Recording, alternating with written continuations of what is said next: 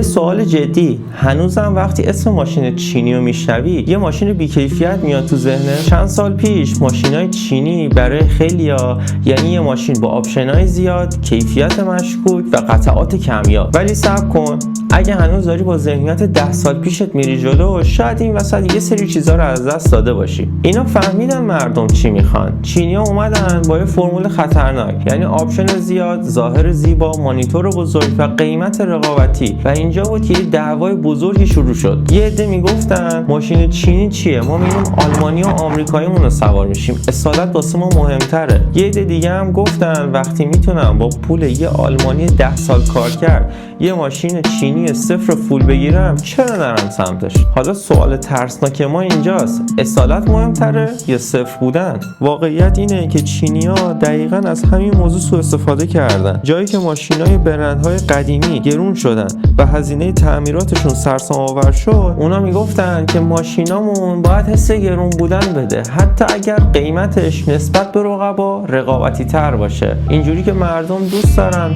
پولشون بیشتر دیده بشه. و دقیقاً همین چیزه که برندهای قدیمی رو عصبانی کرده. ولی قرار نیست الکی تبلیغ چینی‌ها رو بکنیم. من نمیگم خدمات پس از فروش همشون عالیه، کیفیت بلند مدتشون واسه همه ثابت شده است، یا اینکه قطعاتشون به راحتی گیر میاد. الان تعداد ماشین‌های چینی تو آمریکا و اروپا روز به روز در حال بیشتر شدنه و این یعنی احساس خطر برای برندهای آمریکایی و اروپایی. اگه از این محتوا خوشت میاد، خوشحال میشم پیج من فالو کنی و اینکه تو بگو با یه بودجه مشخص میرفتی سراغ ماشین چینی یا بنز و BMW.